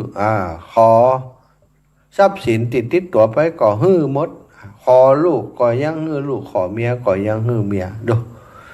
อันเนี้ยถือว่าเป็นการฮื้อตานที่สูงสุดมีไผ่เต่ามีไผ่เปียงสถาจะเต่าเปิ้นได้อย่างไรถ้าเต่าเปิ้นก็ได้เป็นพระพุทธเจ้าอย่างเปิ้นนะเนาะแต่หมู่เฮาทั้งหลายก็บ่ต้องถึงขนาดนั้นถ้าจะถึงขนาดนั้นก็แปลว่าท่านทั้งหลายคนที่ทำได้ก็คือคนที่ป่อมเป่งบารมีจะมาเป็นพระพุทธเจ้าเสียทีจิตของพระโพธิสัตว์จงเป็นบอกว่าพุทธิจิตนะพุทธิจิตโพธิสัตว์เนี่ยคนที่เป็นคนที่ใจดีใจงามชอบบริจาคทำบุญสุนทรทานเนี่ยหู้ได้เลยว่าผู้นี้เป็นพุทธจริตจริตของคนที่จะเป็นพุทธะของคนที่จะเสียสละเนาะศรัทธาอีป่อยอีแม่ทั้งหลายเนี่ยเปิ่นหอมกินหอมตานที่ไหนมีแต่ฮือก็หอมเปิ่นพงบางคนบ่มีก็อนุโมทนาเปิ่นอนุโมทนาบุญเน้อท่านอาจารย์อีแม่บ่ได้ไปเน้อถ้าฟังตลอดเน้ออนุโมทนาบุญอันนี้ก็ได้บุญนะศรัทธาแต่ถ้าเฮามีนะเฮาต่างอกต่างใจไว้แล้วเปิ่นมีกินมีตานที่ไหนจะร่วมบุญกับเปิ่นเฮาก็หายหอมไปตามกำลังจะไปเฮือมันเบียดเบียนตนและเบียดเบียนผู้อื่นสำคัญที่สุดการทำบุญจะไปทำบุญเพื่อเอาหน้าเอาตาทำบุญแล้วบางคนเป็นวิบากกับเปิ่นประกาศเดือดร้อนอีแม่หอมไปถึงปานเยี่ยมประกาศให้อีแม่ตัดคนหอมสิบหอมสาวประกาศอยู่หั่นไหน บางเตื่อมันอันนี้หรอศรัทธาญาติโยมมันรายชื่อมันนักนะรายชื่อมันนักครูบาอาจารย์เพิ่นก็ว่าบ่ได้ประกาศเน้ออนุโมทนาบุญเอาเน้ออีแม่ท่านหอมมาต่อได้ก็ฮู้ตัวเก่าแล้วนะแต่บางพ่องนี่บ่อ่านศรัทธาประกาศให้จิมต้องประกาศให้ได้นะหอมต่อได้อีแม่ฮับเขามาฮับเขามาก็อีแม่ก็อยู่ตั้งนานนั่นนะคือประกาศอีแม่ถ้าได้ยินเสียงของตัวเก่าก็ของอีแม่ยังว่าสักคำ ของอีแม่ต้องประกาศก็ได้นะประกาศให้คนนั้นคนนี้เนอะอันนี้บางทีก็เข้าใจกันเพราะว่าฮับผิดชอบเนาะเป็นฮับอันเป็นสะพานบุญฮับฝากมาเนี่ยก็บางคนที่คนฝากก็มีหันยังเก่านะคนฝากบางแต่ก็บอกว่ายังได้ยินชื่อคนนั้นคนนี้ชื่อเปิ้นยังมีตัวเอาไปเฮือแล้วกายบางแต่คนที่ฮับฝากเป็นสะพานบุญก็ทุกข์ใจเหมือนกันนะเนาะก็อยากจะบอกอีป่ออีแม่ทั้งหลายถ้าตั้งใจหอมแล้วบุญได้ตั้งแต่เฮาตั้งใจบุญแล้วจกออกมาก็ได้บุญตอนที่จกออกมาแหมใส่ช่องเขียนชื่อแหมก็ได้แล้วครูบาอาจารย์ที่เปิ้นฮับไปนั้นบางแต่เปิ้นได้ประกาศแต่เปิ้นก็อนุโมทนาบุญอย่างอาตมานี่นะศรัทธาซองที่เปิ้นหอมมาเนี่ยหอมมาถ้าอย่างงานที่จบไปทักษิณานุปทานกิจนี่นะซองยังเก็บไว้อยู่นะเก็บไว้อาตมาบ่ได้เอาไปทำลายขวางทิ้งนะอันนี้ก็แม่นนี่ซองจากอันที่เปิ้นหอมมาแล้วก็เอาใส่กล่องไว้ใส่สลุงไว้ฮะนะบอกเขาว่าเก็บไว้เฮืออันโมเขาจะหู้เนาะคนที่นับอันนี้คือเขียนหน้าซองไว้เห็นเนอะเก็บไว้ในสลุงในก็เก็บเอาไว้หันอยู่สถานเอามาคัดมาหลอกเขาก็คัดหลอกในโรงสมุดแต่ว่ามันนักอย่างว่านะสมุดเป็นเล่มนะคน10คน20คน100คนปั่นถ้าจะมาไล่อ่านเนี่ยมันก็เท่ากับว่ามันบางเถื่อก็ได้อย่างกุมกะอ่านรายชื่อที่ศรัทธาญาติโยมหอมเนี่ยก็จะกลัวเสียเวลากับโยมป่อโยมแม่ทั้งหลายติดตั้งใจฟังน้ำฟังธรรมก็ขอให้เข้าใจว่าบ่ใจว่าบ่ให้อ่านกันนะครูบาอาจารย์ทุกรูปก็อยากจะอ่านให้หมดให้เสียงเนี่ยแต่บางครั้งพิจารณาพอแล้วมันเกินกำลังที่จะอ่านให้ได้ถ้าอ่านไปก็คนที่เสียคือศรัทธานะศรัทธาส่วนใหญ่จะเสียต้องที่ว่าเวลาแทนที่จะได้ฟังธรรมะย้อมจิตย้อมใจทำให้ชื่นอกชื่นใจมีเกิดศรัทธาปัสสัทธะกลับมาฟังรายชื่อยังมัดทักลำไปทุเจ้าตัวนี้กุ้มก็ประกาศชื่ออันน่ะ มันก็จะเกิดความรู้สึกบ่ดีกับคนที่เพิ่นอยากฟังธรรมเนาะอีป่ออีแม่ทั้งหลายนั้นจะเป็นผู้ได้รับผลเราทำบุญมาแล้วก็ขอให้วางเลยวางบุญวานลงไปว่าเราได้ทำแล้วสุขใจแล้ว ยอใส่เก้าใส่หัวเขาได้บุญคณะที่ทำกันแล้วเต็มเปี่ยมแล้วมันจะอยู่ที่อาตมาหรือว่าครูบาอาจารย์เป็นประกาศบุญที่นั้นเป็นประกาศเพื่อจะให้คนทั้งหลายได้อนุโมทนาโดยบ่ได้เทวดาเทวบุตรเทวดาอนุโมทนาโดยบ่ได้ถึงเปิ้นบ่ประกาศเขาก็ได้บุญไปแล้วก็ทีนี้ครูบาอาจารย์เปิ้นอาจจะบ่ประกาศออกแต่ว่าเปิ้นอย่างอาตมานี้จะเอามาปั่นปอนแห่งกรรมนะสตาแต่ก็นั่งหน้าพระเจ้าสวดมนต์เรียบร้อยก็เอารายชื่อมาอ่านนี้แล้วก็ปั่นปอนเขาก็ต้องการให้เทวบุตรเทวดาเปิ้นอนุโมทนาโดยกับศรัทธาญาติโยมอาตมากับครูบาอาจารย์หลายรูปหลายองค์เนาะบ่เคยดูถูกบุญแม้จะเล็กน้อยก็ตามนะศรัทธาไปคิดว่าโอ้อีแม่หอม10หอม20อายเปิ้นอีน่ะบ่กล้าเขียนหน้าซอมาเขียนมาเถอะหอมเท่าใดก็เขียนมาเถอะศรัทธาญาติโยมพอมีชื่อหั่นนี่อาตมาและครูบาอาจารย์เวลาทำสวดมนต์ไหว้พระก็เอามาอ่านมาอย่างพระรัตนตรัยพระพุทธพระธรรมพระสงฆ์เทวบุตรเทวดาเปิ้นได้อนุโมทนาบุญด้วยเนาะก็ขอขอบคุณกับศรัทธาเท่าแก่อีปออีแม่ทั้งหลายบักเกี่ยวกับหมู่เฮานะงานทักษิณานุปทานกิจที่อาตมาทำบักเกี่ยวกับครูบาอาจารย์คลื่นสีขาวแต่ว่าอาตมาบางครั้งบางทีนี่ก็เกรงใจเนาะครูบาอาจารย์เพิ่นเกาะสัญญาณไปอาตมาคิดว่าจะทำมันในพื้นที่เต่าตีมีญาติโยมใกล้ชิดติดเคียงนะตังลำปางอิทนาวางง่ายเจ้าลำปางต่ออันน่ะจะบอกคือเจ้าลำปางทำไมบอกเชียงใหม่ตัวงานบุญอย่างนี้ก็บอกกันจิมค่ะก็เก่งใจนะอีปอยอีแม่เพราะงานในคลื่นสีขาวเนี่ยเขาทำกันอย่างต่อเนื่องมาโดยตลอดบอกว่าจะเป็นรอเตียนการต้านเตียนเนี่ยก็อู้กันไปเจริญพรเชิญชวนศรัทธาโยมญาติโยมไปร่วมบุญกันก็ทำให้ศรัทธาอีปอยอีแม่ได้ร่วมบุญได้หลายรอบหลายครั้งแล้วเสร็จจากท่านอาตมาจะมาประกาศในนามคลื่นสีขาวว่าท่านอาจารย์สมชาติจะทำพิธีทักษิณาเนี่ยมันเป็นงานลักษณะเป็นส่วนตัวเกินไปมันไม่ใช่ส่วนรวมนักถึงว่าเจตนาจริงๆนั้นที่อาตมาทำนี่ก็จะเพื่อส่วนรวมก็ตามนะแต่คนบางคนอาจจะมองว่าโอ้ท่านอาจารย์สมชาติเอางานของส่วนตัวมาเป็นส่วนรวมก็กลัวคนจะตำหนิครูบาอาจารย์และบ่สบายใจก็เลยบอกท่านอาจารย์ว่างานนี้ผมขออนุญาตประชาสัมพันธ์เฉพาะทางลำปางเนื้อท่านอาจารย์ท่านอาจารย์ก็ดีละแต่บางทีเปิ่นเกาะสัญญาณไปช่วงหัวค่ำ19 ถึง 20 นาฬิกาที่อาตมาออกอากาศอยู่นั้นเกาะไปที่จังเชียงใหม่เนี่ยเขาก็มั่วเนาะก็อันแบบกับเจ้าลำปางไปสถานตังเชียงใหม่ที่เปิ่นฟังอยู่เปิ่นก็ให้หอมมาเนี่ยอย่างครอบครัวของปออุดมแม่ขจรสารพีเนี่ยเปิ่นฟังจากตังวิทยุเปิ่นก็ให้หอมมาฟังเข้าฟังหลายรอบเข้าเปิ่นฟังจากตังวิทยุที่เปิ่นเกาะสัญญาณลิงสัญญาณไปบ่ใช่งานน้อยแล้วนี่ท่านอาจารย์สมชาตินี่เปิ่นจะงานจัดใหญ่แล้วนี่เปิ่นจะซ่อมกุฏิเสนาสนะปาลูกหลานปาครอบครัวมาด้วยสถาปออุดมปาแม่ขจรปาลูกสาวเพิ่นมาแหม2 คนมาพอมาหันกุฏิที่อาตมาจะซ่อมจะปรับปรุงนี่เพิ่นก็ว่าอีแม่นึกว่าท่านอาจารย์ถึงกุฏิหลังน้อยๆมาหันแล้วบัดใจน้อยสักกรรมแล้วนี่ใจทุนนักอะละนี่ท่านอาจารย์เฮาจะเปลี่ยนกระเบื้องหลังคาหลังนั้นโดยโยมปออุดมโยมแม่ขจรก็อีแม่ขอบอีแปะก็อีปอและขอร่วมบุญจิมเปิ้นหอมมาปันหนึ่งด้วยจ้ะท่าหอมเป็นกระเบื้องที่จะเปลี่ยนอันความจริงอาตมาก่อนที่จะทำบุญทักษิณานั้นก็ได้เปลี่ยนกระเบื้องใหม่ให้กับหลังคาศา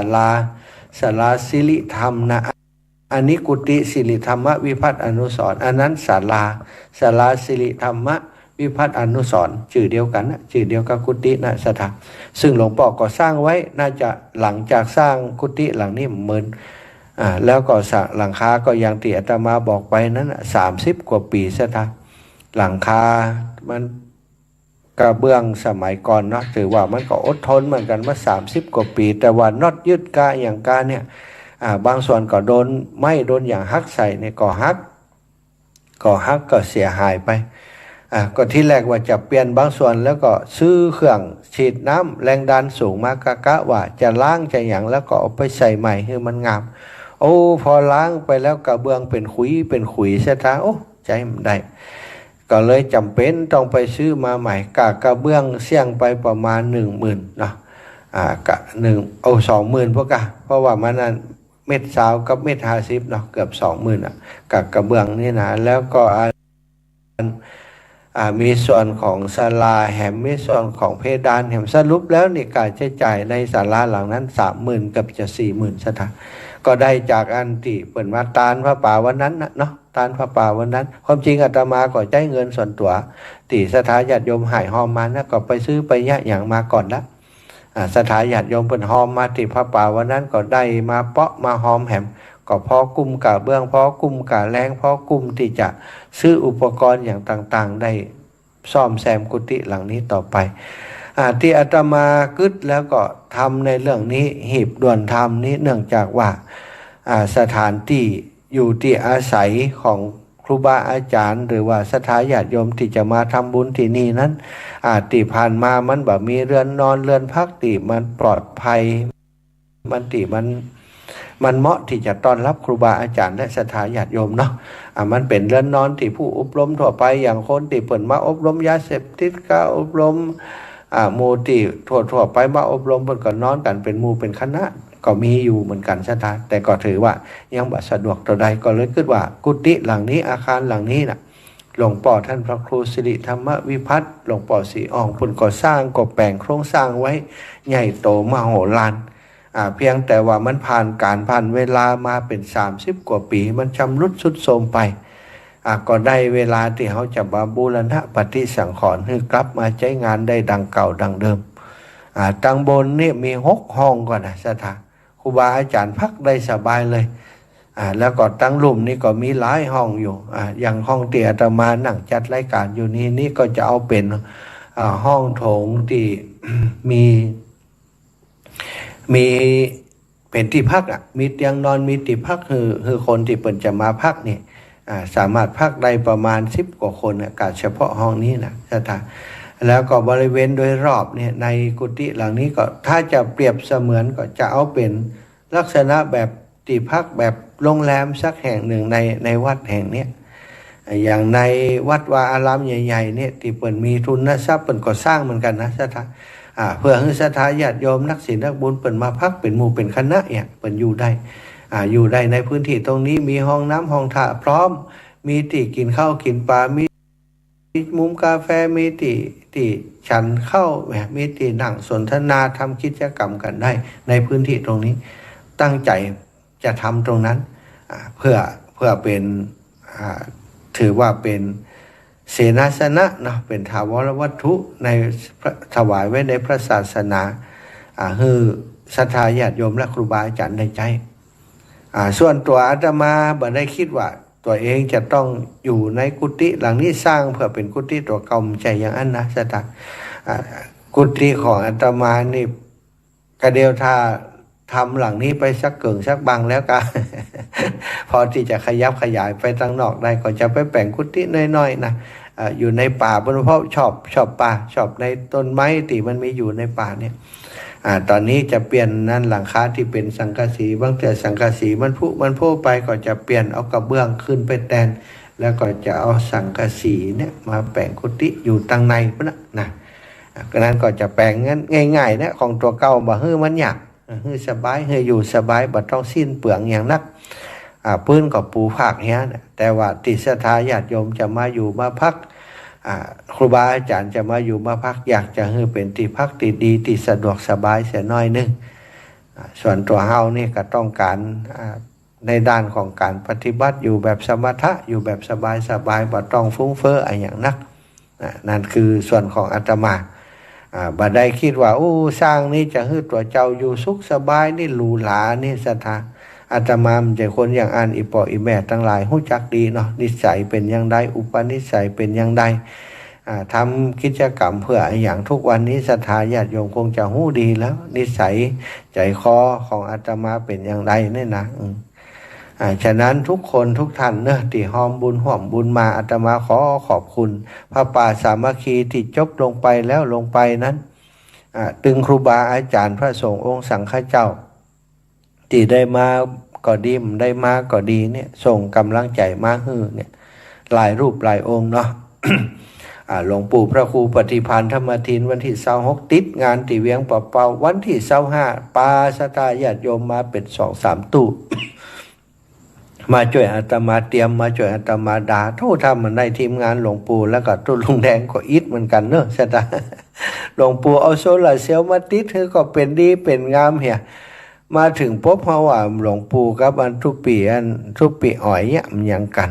ทุปีอ้อยเสาะมีดเสาะผ้าเสาะเหลี่ยเสาะอย่างเข้าไปตัดไม้ในป่าพุ่นโอ้ก็เดี๋ยวออกมาโอ้เนี่ยเป็นเนี่ยอย่างกันพอโอ้เป็นว่าเอาโซลาร์เซลล์มาตั้งหือเรียบร้อยเลยสตาเอาอันรีโมทมาส่งหืออันนี้รีโมทเนอะถึงแมลงมากดตัวนี้กำเช็คไฟกำรีโมทของอันไฟโซลาร์เซลล์นะว่าโอ้ไปพออย่างเปิ่นตั้งเสาเรียบร้อยแล้วปั่นป้อนหือจิมวานเนาะเปิ่นก็เอาปัจจัยมาถวายด้วยมาปั่นปอนให้ด้วยโอ้ก่อนหลวงปู่จะกลับหันมาเล็งพอตีอันเครื่องถ่ายทอดของอาตมาซึ่งอยู่วางอยู่บนโต๊ะมีคอมพิวเตอร์แห่เครื่องแล้วก็มีแอมตัวน้อยๆแห่เครื่องวางอยู่บนโต๊ะเปิ่นมาถ่ายรูปเอาเปิ่นมายือพอมาถ่ายรูปเอามาอู้กันท่านปนานนัชวินตนหลวงปู่แล้วก็ปนานหลายคนมายืนพอท่านเขาบอกพ่ออย่าพูดอันนี้จะเอาไปเป็นตัวอย่างวะเอาไปเป็นตัวอย่างจะเอาไปใครได้แบบนี้มันเบาดีมันน้อยดีมันเข้าถ่าดีฐานมหาจัดรายการคุณแต่ก็ชัดเจนดีเอาไปถ่ายทอดที่ไหนก็ได้วะโอ้ปู่ผมซื้อไว้สำรองนี่แหมชุดหนึ่งอันนี้มันเป็นก็แปลกนะสถาเครื่องที่อาตมาซื้อสำรองไว้เนี่ยแกะกล่องมาพอแต่อันแล้วก็ได้เอามาใจตอนเจ้าวันนั้นเนี่ยอาตมากึดอย่างไรบอกว่าเอาถอดเอาจากขั้นมาเอามาตั้งเอามาเปลี่ยนเอาของที่อาตมาใจอยู่บัดเดียวเนี้ยนะนี่คือของเก่าก็เอามาเสียบไว้ว่าต่อไปนี้จะเอาเครื่องนั้นมาใจสลับห้องอีน่ะอินดูเครื่องนี้ใจเปิดถึงวันอีน่ะโอ้พอหลวงปู่มาพอเปิงใจใครได้วะก็บอกว่าปู่อันนี้มันของเก่าถ้าใครได้เอาของใหม่อันนี้ไปก็เลยเอาเปลี่ยนสลับแหมเอาอันของเก่าขึ้นมาใช้เอาของใหม่ใส่กล่องให้หลวงปู่พร้อมกับอุปกรณ์ต่อพ่วงทั้งหมดซึ่งอาตมานี่ก็สั่งมาสำรองไว้เพราะอย่างศรัทธาญาติโยมเพราะว่าเป็นห่วงว่าเวลาเนี่ยเครื่องของเขาเสียเวลาไปถ่ายทอดงานคือครูบาอาจารย์ต่างๆเนี่ยถ้าเขามีสำรองมันก็จะแก้ไขปัญหาได้เร็วได้รวดเร็วถ้าเขามีสำรองไว้เดี๋ยวจะไปซื้อวันผูกวันฮื้อจะไปซื้อมันตันการศรัทธาญาติโยมฟังบอกฮู้กี่สถานีฟังอยู่ที่บ้านที่จองก็เท่ากับว่าเสียโอกาสของศรัทธาญาติโยมในการสดับรับฟังสิ่งดีๆพระธรรมเทศนาหรือว่าถ่ายทอดสดที่ครูบาอาจารย์เป็นออกอากาศซื้อสำรองไว้เดี๋ยวเนี้ยถวายหลวงปู่ไปแล้วถวายหลวงปู่ไปแล้วนะหลวงปู่ได้เอาไปใช้ประโยชน์กับลูกศิษย์ลูกหาของเปิ้นด้วยหมู่ชมรมน้อยหนานทหารเก่านี่เวียงป่าเป้านี่นะลูกศิษย์หลวงปู่ถึงนั้นน่ะแล้วก็จัดรายการอยู่ครับหลวงปู่ก็ได้อุปกรณ์ไปพุ่นนะก็เป็นประโยชน์ในการเผยแผ่ในการทำงานของครูบาอาจารย์อาตมาก็จะต้องฮิบไม้มะเนี่ยก็จะสั่งไปตังที่เคยสั่งนะเอามาสำรองไว้เอามาเก็บไว้นี่นะแต่มือไผ่ให้หมดเนอะ ศรัทธาใจไว้มาขอนะครูบาอาจารย์ที่ฟังอยู่ก็ห้ามขอได้คนเดียวหลวงปู่พระครูปฏิพันธ์พระทิน เต็มใจจะฮื้อเปิ่นรูปอื่นๆนี่บ่มีไผ่ลำบากแล้วก็ครูบาอาจารย์ช่วยเหลือตัวเองได้หมดแล้วนะแต่ส่วนหลวงปู่นี้ความจริงเพิ่นก็มีของเพิ่นอยู่หลวงปู่ก็เปลือเปเตอนะแต่อยากถวายหลวงปู่นี้ดูแลลูกหลานลูกศิษย์ลูกหาหลายท่านหลายคนแล้วก็ทีมงานของหลวงปู่ก็ช่วยงานอาตมานักหนานะท่านหมู่ลุงน้อยลุงหนานเนี่ยไปงานที่ไหนก็ช่วยกันเนี่ยก็ละลืมกันได้ศรัทธาญาติโยม แบ่งปันกันไปช่วยเหลือกันไปเกื้อกูลอุดหนุนกันไปเนาะหลวงปู่พระครูปฏิภาณธรรมทินเนอะกราบอนุโมทกราบขอบคุณหลวงปู่เป็นอย่างสูงที่มาเมตตาจ้างแก้วมาเหยียบเมืองความรุ่งเรืองจะเกิดขึ้นแน่นอนที่วัดบรรพตสถิตแห่งนี้หลวงปู่ถือว่าเป็นผู้ที่อาตมายึดถือไว้บนกระหม่อมจอมขวัญพุทธศรัทธาทุกครั้งขอได้กราบตีนหลวงปู่เนาะเขาคือเอาบารมีหลวงปู่มาใส่ไว้ในตนในตัวความเมตตาที่หลวงปู่มีต่อลูกต่อหลานเต้าลูกศิษย์ลูกหาศรัทธาทุกคนสัมผัสได้อาตมาก็สัมผัสได้กับหลวงปู่ที่มีเมตตาต่ออาตมามีการมีงานจอมพอต้องไปนอนบ่ต้องบอกบ่ต้องนิมนต์ไปกูครั้งนะศรัทธาบ่หวังอะไรยังหวังรับใจหลวงปู่หวังรับใจคนที่มีบุญคนที่เฮาเคารพนับถือหลวงปู่มาพร้อมกับท่านอาจารย์พระครูปริยัติรัตนโชติหลวงพ่อวัดเมืองน้อยนะเปรมารามเจ้าคณะตำบลแม่เจดีใหม่แล้วก็ตุปิอ๋อยท่านอาจารย์พระครูปริยัติรัตนโชติท่านอาจารย์ตุปิมหาเสาแก้วท่านพระครูชลทานพิทักษ์นี่ก็มาเป็นจัดแจงสถานที่หมดเฮาในวิชิตปักนะเปิ่นสั่งขนอย่างมากก็ขนมากเพื่อเปิ่นจัดแจงหมดอันนี้ศรัทธาญาติโยมลองคืดพอดเถอะเฮาได้รับเมตตาจากครูบาอาจารย์ในการในงานอย่างต่างๆเนี่ยเพราะฉะนั้นสิ่งใดที่มันบ่สมควรที่จะเบียดรบกวนครูบาอาจารย์หรือว่าบ่สมควรจะยะเนี่ยอาตมาบ่กล้ายะกล้าทำถ้าสิ่งนี้มันมีประโยชน์ต่อคนหมู่มากเนี่ยอาตมาบ่กล้าตัดสินใจทำเพราะว่าตัดสินใจทำแล้วครูบาอาจารย์จะต้องมาช่วยเหลือเติมมาครับหูตัวอีกถ้างานส่วนตัวเล็กๆน้อยๆนี่อาตมาทำส่วนตัวนี่เอาคนเดียวซะตาเหมือนครับครูบาอาจารย์ท่านอาจารย์พระมหานพดลสุวรรณเมธีที่เป็นสมภารเจ้าหัววัดที่วัดบรรพตสถิตนี่ก็เหมือนกันท่านอาจารย์ก็ยังครูบาอาจารย์วันนี้นะขี้เก่งอกเก่งใจงานส่วนตัวก็ส่วนใหญ่ไม่ค่อยทำไปทำงานส่วนรวมเสร็จส่วนใหญ่ในงานวัดงานวานี่ต่างๆก็ไม่ค่อยมีเวลาเปิ้นไม่ค่อยมีเวลาได้ดูถ้าเปิ้นมีเวลาได้ดูมันก็จะดีกว่าที่เป็นอยู่เนี่ยนะแต่ท่านจะต้องไปบรรยายไปฮับใจสังคมฮับใจศาสนาฮับใจครูบาอาจารย์พระสังฆาธิการตลอดจนป้อมมีเวลาดูแลอาตมาเป็นนิมนต์อาตมาขออาตมาให้อยู่ที่นี่ก็อาตมาก็หันประโยชน์ตรงนี้ว่าครูบาอาจารย์เปิ่นมีภัยช่วยเปิ่นตรงนี้ถ้าเขาช่วยตรงนี้เขาก็ได้บุญไปด้วยเปิ่นตัวเองนะทำให้เปิ่นเบาอกเบาใจในการทำหน้าที่ของเปิ่นอย่างเต็มที่เขาก็ดูตั้งหลังให้เปิ่นได้อย่างเต็มที่นำความเจริญมาสู่วัดสู่วาดด้วยกันมีคนเป็นหัวเหียคนเขามีคนเป็นหางเหียคนเนี่ยมันก็จะไปด้วยกันได้ดีเนี่ยก็สัมผัสจิตใจกันได้อย่างเงี้ยต้องจำเป็นต้องสั่งจำเป็นต้องใจอาตมาอ่านอย่างนี้ก็ทำก็บอกท่านอาจารย์ว่าผมทำทุกอย่างผมได้เอาอย่างไว้เน้ออาจารย์อย่างจะของผมสักอย่างทำไว้ให้อาจารย์มดเน้อทำไว้ให้ศาสนาทำไว้ให้วัดวาของเขามดผมได้หวังอย่างเป็นของส่วนตัวสักอย่างวันหนึ่งผมมดบุญผมก็ต้องไปก็ขอฝากฝีไม้ลายมือไว้ให้อาจารย์ได้ใช้ประโยชน์ก็เข้าใจกันอยู่ทำกันอย่างแบบครูแบบอาจารย์แบบลูกศิษย์ลูกหานะศรัทธาบัดนี้คือแต่อาจารย์ก็ทำเช่นเดียวกับที่อาตมาทำเนี่ยนะอาจารย์ก็ทำเพื่อศาสนาอาตมาก็ทำเพื่อศาสนามีจิตโพธิสัตว์มีจิตเสียสละอย่างเดียวกันถ้าทำเสมอกันเข้าใจกันศรัทธาเนี่ยอย่างอาตมาได้ถึงครูบาอาจารย์ที่หลวงปู่ก็ดีตุลงท่านอาจารย์พระครูชลทานพิทักษ์ก็ดีเนี่ยมันจำเป็นต้องขอกันนะศรัทธาอาตมาก็ไม่ได้ขอพระครูมาช่วยผมจัดเจมเนื้อหลวงปู่มาช่วยผมเจมเนื้อหลวงปู่เปิ่นพิจารณาเปิ่นเมตตาเปิ่นก็มาเนี่ยเนาะต้องขอบคุณหลวงปู่แล้วก็ในวันงานได้รับเมตตาจากหลวงปู่พระราชจินดานายกอดีตเจ้าคณะจังหวัดลำปางวัดพระเจดีย์เสาหลังปัจจุบันเป็นที่ปรึกษาเจ้าคณะจังหวัดลำปาง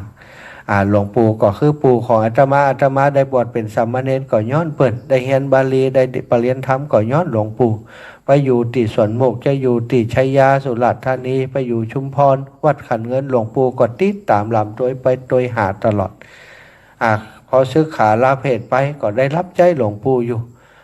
มารับใจทำงานสิ่งแวดล้อมโดยการเป็นไม้เป็นมือให้กับหลวงปู่ในการประสานงาน พอได้จะเข้ามาบวชครั้งนี้ก็ไปกราบเมตตากับหลวงปู่ก็เป็นป่อฮื้อเนาะซื้อผ้าซื้อผ่อนที่จะบวชอัฐบริขารต่างๆตลอดถึงไปเป็นเจ้าภาพฮื้อมดกูอย่างสถานแต่อาตมานี่ก็บ่ได้รับใจเปิ่นอยู่ที่วัดติวาวัดพระเจดีย์สาวหลังนะก็ไปรับใจหลวงปู่พระราชธรรมาลังการไปอยู่ที่สุนทรมุนีแล้วก็สุดท้ายก็มาอยู่ที่นี่นี้อาจารย์มหานพดลสุวรรณเมธีเนี่ยคือหลวงคนที่หลวงปู่พระราชจินดานายกสมัยเป็นเจ้าคณะอำเภอเมืองลำปางตอนนั้นเนี่ยแต่นิมนต์เพิ่นมาอยู่ที่นี่ก็จนอยู่มาถึงทุกวันนี้อาจารย์พระมหานพดลสุวรรณเมธีก็บ่เคยละเคยเลยหลวงปู่พระราชจินดานายกไปมาหาสู่ตลอดซื้ออาหารเสริมไปส่งหลวงปู่ตลอดหลวงปู่สบายท่านก็ไปพอดูแลเท่ากับว่ามีครูบาอาจารย์คนเดียวกันนะศรัทธาญาติโยมท่านอาจารย์มหานพดลกับอาตมาภาพหลวงปู่นี่ก็เป็นอ้ายของแม่เนาะวันก่อนก็มาเป็นประธานของประธานของงานทักษิณานุปทานกิจในครั้งนี้หลวงปู่มาเป็นประธานฮือศรัทธาหลวงปู่มาเป็นประธานฮือแล้วก็ครูบาอาจารย์รูปอื่นๆก็มีหลวงพ่อท่านพระครูกัลยาณปราโมทย์ท่านพระครูโสพลพัฒนวิกรมรองเจ้าคณะอำเภอเมืองปานครูบาอาจารย์ของอาตมาอยู่ตั้งเมืองปานสายเมืองปานท่านตุปีพระครูสุจิตบุญญโชติเจ้าคณะตำบลหัวเมืองก็ได้มาเมตตามาเป็นสงฆ์พิธีกรพิธีการให้กับอาตมาท่านรูปอื่นๆเนาะจากตั้งด้อยหล่อตุปีวันใหม่ตุปีอ้วนท่านอาจารย์พระครูกัลยาพร้อมกับลูกวัดลูกวาของเปิ้นก็ปากันมาวันนั้นหลายรูปหลายองค์จากตั้งเชียงใหม่จากตั้งลำปางท่านอาจารย์เอกพลปัญญาวชิโรวัดแพะใหม่อำเภอวังเหนือก็มาในฐานะของคณะสงฆ์เจ้าคณะตำบลวังเหนือเนาะเจ้าคณะตำบลวังเหนือได้มาเมตตามาร่วมงานกับอาตมาได้มาถวายพระป่าตุยแล้วก็ศรัทธาญาติโยมจากตั้งเวียงป่าเป้านี่โยมแม่จีรพันธ์โยมแม่เทียมจันทร์พร้อมคณะศรัทธาเวียงป่าเป้ามากัน 2-3 กันรถโยมหลวงปู่ก็ยังฮือหลวงปู่ครับท่านปีมหาเสาแก้วฮือแม่วิไลพรมณีวรนี่เอาน้ำบะเป้ามามดเช็ดดีวะ ได้มาร่วมบุญด้วยกันตั้งเชียงใหม่ก็มาพ่อหลวงทรงปินตาเปียพร้อมคณะศรัทธาเหล่ามณฑาทิพย์ปเสดเขาท่านญาติโยมเนาะโยมเพียรศรีปทุมธาแล้วก็โยมญาติโยมอีกหลายท่านหลายคนได้มาปอพันเขาปอลัดเขานี่บ่ลืมกันศรัทธาเปิ้นมาหาก็ดีอกดีใจกัดอกนะอาตมานี่คือจริงๆแล้วเวลามีงานพยายามจะบ่อู้อย่างนักเพราะอู้อย่างนักเป็นคนที่เปิ้นว่าตอมน้ำตาตื้นนะเป็นคนที่ภูมิใจแล้วมันกัดอกเลยจะให้สอบกันนะเจอหลายรอบแล้วบ่เดียวว่ากล้าอู้ละกล้าอู้ขอบคุณในงานนี่บ่กล้าเลยไปหันคนเฒ่าคนแก่เปิ้นมาเนาะคนเฒ่าอายุ90ฟังรายการวิทยุอีแม่ติดตามตุมาบ่ใจซะหน่อยนะตั้งแต่แรกๆเลยนะตั้งแต่ท่านเรื่องกินมาม่ากับน้ำเย็นครั้งแรกเลยติดออกกับท่านพระครูอภิวัตรจนถึงบัดเดียวนี่วะย่ำหู้ว่าอีแม่ฟังย่ำโทรมาสักเดือเบอร์โทรท่านอาจารย์อีแม่ก็จำได้นะอย่าง0808844173ไปดู90นะสตาแล้วก็อันอีแม่อยู่บ้านไหนอยู่บ้านโป่งแสนทองอีแม่หยังอีแม่ชื่อหยังนี่นะแม่สมอีหรอจ๋าจ๋าเนี่ยโยมแม่สมเส้นทองหลังแม่สมเส้นทองหลังบ้านโป่งแสนทองแล้วก็โป่งแสนทองเปิดฟังแล้วก็กูค้นอีหรอบ่ใจกล้ากูค้นกูคนหมายความว่าคนเฒ่าคนแก่คนที่ไปว่าฟังนักนะท่านอาจารย์ว่าก็เลยได้ฮู้จักพี่น้องโป่งแสนทองแล้วเปิ่นฮู้จักครูบาอาจารย์ขึ้นสีขาวกูคนวันนั้นไผจัดวันนั้นไผจัดวันนั้นไผจัดฮู้หมดเลยเวลาทุกเจ้าเตศนี่มันต้องมีไผมาก่อนเลยอีแม่มได้เลยโลจัดดูเหมือนกัน อยากจะมาหาอาจารย์ตั้งแต่อยู่สุนทรมุนีตึ้มได้มีโอกาสไปวันนี้ บอกให้ลูกว่าอาจารย์พิพัฒน์เนาะลูกเป็นอาจารย์พิพัฒน์เซนทองหลางก็สอนอยู่โรงเรียนในจังหวัดลำปางนี่บอกว่าถ้าไปส่งอีแม่โคตรแน่อีหรอลูกอาจารย์ก็มีงานมีธุระอยู่เอาอีแม่มาส่งละไว้นี่ก็ปิกไปนะโอ้ก็เลยได้เปิ่นกลับกันหมดอีแม่ก็ยังได้กลับแต่อยู่ด้วยกันนี่จนถึง3-4 โมงได้อู้กันเต็มที่เต็มใจรู้ศรัทธาญาติโยมอันนี้นะคนเฒ่าคนแก่แล้วก็ลงทานวันงานเนี่ยลงทานจนสุมาเตอเนาะจนกินบะเสี่ยงจนกินบะเสี่ยงลงทานนี่นะเอาอาหารสำหรับพระสงฆ์องค์สังฆเจ้าเนี่ย มีเป็นอาหารเมืองเยอะเลยอาหารเมืองบอกว่าจะเป็นนั่นแกงผักขี้กวางกายำเต้ากาเนี่ยโต๊ะจับกับหลวงปู่ขนาดหลวงปู่ชอบอาหารพื้นเมืองภัตตาหารนี่ยำเต้าก็มีแกงผักขี้กวางก็นี่น้ำพริกน้ำผักน้ำพริกน้ำพงอย่างต่างน้ำพริกหน่อไม้กะสะปะสะเป็ดมกวยเต็ดมะละกอศรัทธาญาติโยมซึ่งศรัทธาญาติโยมตั้งเชียงใหม่ตั้งเชียงรายก็เอาหงตานมาจัตตาพี่น้องตั้งลำปางนี่แกงแค่ไอ้อย่างเนี่ยอาหารขึ้นโต๊ะตุเจ้านี่ศรัทธาป้อมมิติวังมิติวังอาตมานี่บ่ได้ฉันด้วยเปิ้นนะติว่าลำนี่ เวลาฉันมีน้อยก็ไปนั่งฉันกับท่านอาจารย์นั้น พระครูสิริธรรมบัณฑิตพระครูสิรินี่เปิ้นฉันเจเนาะต้องทวนเหน่าใกล้เห็นกัน เปิ้นฉันเจเปิ้นบ่ฉันเนื้อเปิ้นมีปัญหาเรื่องลำไส้เรื่องนั้นระบบการขับถ่ายนะฉันเนื้อฉันยังมาได้แล้วอาตมานี่ก็เลยนั่งฉันกับท่านอาจารย์ท่านเนาะหมู่นั้นที่ว่ามาล้ำนี่ก็ได้กินแห่เล็กๆน้อยๆเนี่ยเนาะส่วนใหญ่ก็ขึ้นโต๊ะของหลวงปู่ครูบาอาจารย์อย่างมีไก่ย่างก็ย่างก็เนี่ยไก่ย่างเนื้อย่างจิ้นย่างอาหารหลาดหน้าก๋วยเตี๋ยวขนมจีนเนี่ยอาหารสารพัดอย่างน้ำดื่มกันนี่ถ้าเป็นจ้างเปิ่นมานะออกโครงการอย่างอีถ้าจ้างเปิ่นมาใช้เงินหลักแสนเนอะใช่ไหมใช้เงินหลักแสนแต่อาหารทุกอย่างอาตมาแล้วก็